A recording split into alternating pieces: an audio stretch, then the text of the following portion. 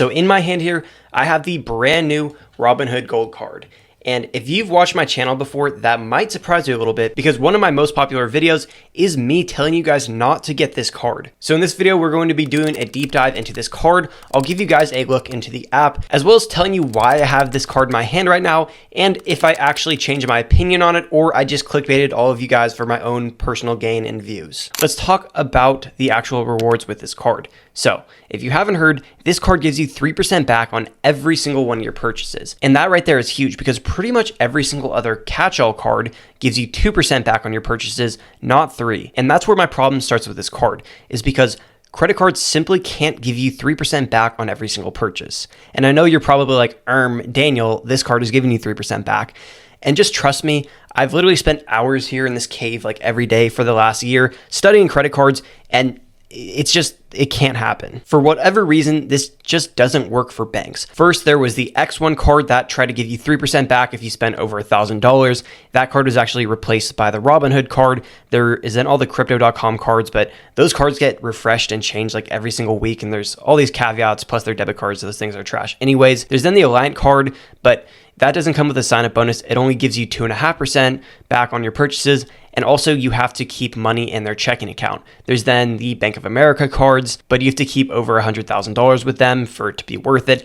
And then the new Smartly card, rumors are that is actually being discontinued, and you also have to keep a lot of money with US Bank. So when I see a credit card claiming to give you 3% back on every single purchase with no annual fee and no tricks, I start to smell something a little bit fishy going on. So here are some red flags that I've seen with this card previously. So the first thing that people like to complain about with this card is that it claims it has no annual fee, but you have to pay for Robinhood Gold, which is $50 a year. Now, people love to complain about this when talking about this card, but I actually don't care about this at all. I personally don't even have the Robinhood card, and I still pay for Robinhood Gold. And the reason why is because, one, it gives me $1,000 interest-free margin to invest. So if I just put that in like the S&P 500, let's say I got 8% back, that's $80 right there. Now, I don't suggest you play around with margin. That's just one example. They also give you 4% back on your uninvested cash, which you can use as a high-yield savings account if you wanted to. I did that for a while, but then I just put my money in SoFi because I would have it in Robinhood, and then I would just end up investing a lot of my emergency fund and savings. So I moved it somewhere out of sight, out of mind. But the biggest reason is that I get a 3% match on everything that I put on my IRA. And if I max out my Roth IRA, that's a free $210. But all of that is a little bit concerning for me because they're using that to reel people into their credit card. And my concern is that they're offering all those benefits, but as soon as people get the card in a year or two from now, they're just going to strip all those. So people are left paying for that gold fee to keep their card open. And you might be thinking, Robinhood would never do that to me. They've never screwed over their customers before. And like I said, I've been in this cave here for the last year studying credit cards. I'm pretty much like Batman, but instead of having Catwoman and a fast car, I just have like 7 credit cards and a microphone that doesn't work half the time. But I've seen what Robinhood is doing over and over and over again. X1 did it, crypto.com did it, M1 did it, the BlockFi card did it. I call it the crypto/brokerage card playbook. And what these companies do is they first announce a new card, and 9 times out of 10, it's metal, and it comes with some gimmick like this 3%, or if like the M1 card, that gave you 10% back on select merchants. But before launching this card, they create a wait list. You've seen that with Robinhood. Their wait list has been out for over a year now. And what I think that does is create an artificial demand by creating a limited supply. And what these cards do is they let you off the wait list, and then they give you all those rewards for maybe 6 months to a year, but then they nerf the card, making it to where if it was like this in the first place, you never would have applied, but not bad enough to cancel it. And this Robinhood card is no different. In a recent New York Times article, they interviewed the CEO of Robinhood, Vlad Tenev, and they asked him if they could commit to giving 3% back on the Robinhood Gold card for over 18 months, and he said no.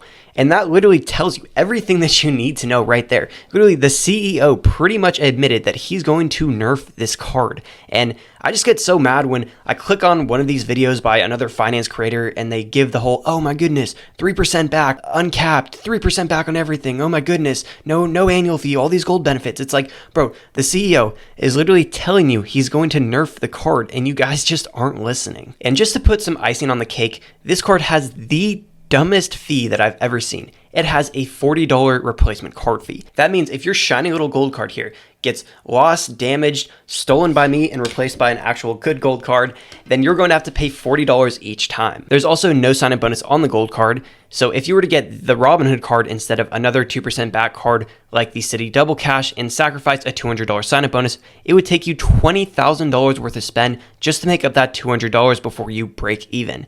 And that $20,000 worth of spend could be put on the Amex Platinum, the Amex Gold, one of the Chase Ink cards, the preferred reserve. There's so many sign-up bonuses that you could hit out there that it just doesn't make sense to get this card for the short term, because if you're looking to get it for the short term, knowing that it's going to be nerfed, just hit a sign-up bonus on another card. And this card is at a waitlist for over 13 months now. So what they did is they got a bunch of people on the Robinhood Gold waitlist. They've been paying that membership fee the whole time, waiting for their cute little gold card, and they still don't have it. We're literally going to get GTA 6 before this card releases. Let's go ahead and open their new app. So when you open it, you get a cool little like card graphic thing, and you can see your balance, your total available credit limit. You can see this card has a $1,000 limit, as well as all your transactions. And I have to give it to them, this app does look really nice. This is probably one of the best, if not the best user interfaces I've used. You then have the family tab. So if you want to add your wife as an authorized user, you can see her spending breakdown compared to yours, and that'll apparently help you budget better. You then have virtual cards. So you have cancelable virtual cards, single-use cards, free trial cards that automatically expire after 24 hours. So if you want to sign up for a free trial, or you're going on a sketchy website or something, that can be useful. But the tab that really gets me going, the one that kind of pisses me off, is the rewards redemption tab. As you can see, it says 3% back, gives you your lifetime total points, but this redemption is tricky. A lot of people getting this are probably going to be more novice investors, because that's usually what Robinhood attracts, less financially literate people generally, and they're most likely not going to know the difference on how to redeem their credit card points. So first up, they give you Travel Portal through their Robinhood Travel Portal, and their Travel Portal is honestly trash. All the flights that I've looked at are like $30 more than Google flights, so that's not going to be worth it to get 5% back when you use your card or redeem your points. They also are trying to throw you a limited edition rose gold card. Let's see how much that one costs. Only 7,500 points, or $75 worth of rewards. I'm gonna pass on this one. You then have the mystery box, and we'll get to that one in a second. We have shopping, gift cards, flights, hotels. Those are all going to be 1 cent per point, but there's not a reason to redeem for any of those. Exclusive merch, so if you want to spend $40 to $50 on a hat, then you can do that. Lounge passes, which are usually never worth paying cash for. A statement credit, so that's another devious one. They're only going to give you 7 cents per point when you do that. So it's like you're pretty much getting 2% rewards when you redeem for a statement credit. The only way to redeem is cash back, either into your brokerage account or buying stocks, because besides all the gift cards and shopping and stuff, that's the only thing that's going to redeem at 1 cent per point.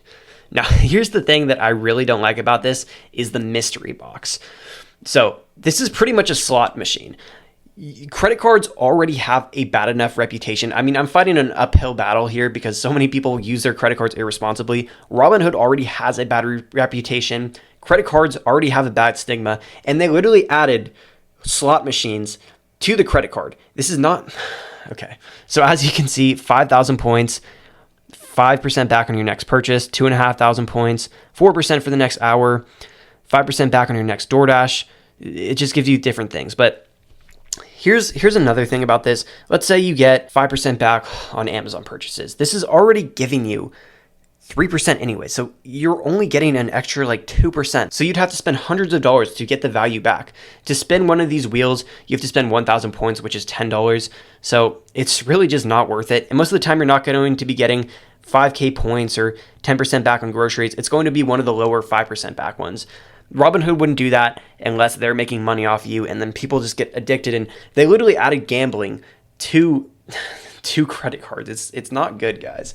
And also, first of all, don't ask me why. I don't know why I have so many phones. This is my other phone, but they added gambling to like the main section of Robinhood. So they call them prediction markets, but it's just gambling on March Madness. They had gambling for the election. I don't like where this thing's heading. Little bit of a rant there, but that brings us to the elephant in the room. Why do I have this card in my hand right here if it makes me so mad? And if you haven't guessed already, this isn't my card, it's my brother's. So about 4 months ago, my brother called me up and he was like, hey, I want to get the Robinhood Gold card, but I saw your video hating on it, do you think I should get it or not? And I was like, actually, for you, it makes sense if you can get approved. And that's because he didn't have any credit cards before this. He was just an authorized user on one of my cards. So it was time for him to get his own card. And the only reason that I told him to get this is because he is already very, very integrated with Robinhood Gold. He's had Robinhood Gold for 3 years already. He uses the high yield savings account. He has a bunch of money in Robinhood and he uses all the gold features. Plus you can pay your card off with the uninvested cash in your brokerage account. So it pretty much allows him to use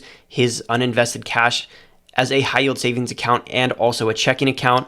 And the only reason I told him to get this card is because it was his very first card. And although I fully expect this card to get nerfed, it's probably only going to get nerfed down to maybe 2%. And that's still not bad to get as your first card shortly after he got the Chase Sapphire Preferred. So even if he has to cancel this card, he'll have another card building up credit for him. So that just goes to show credit cards are very, very subjective.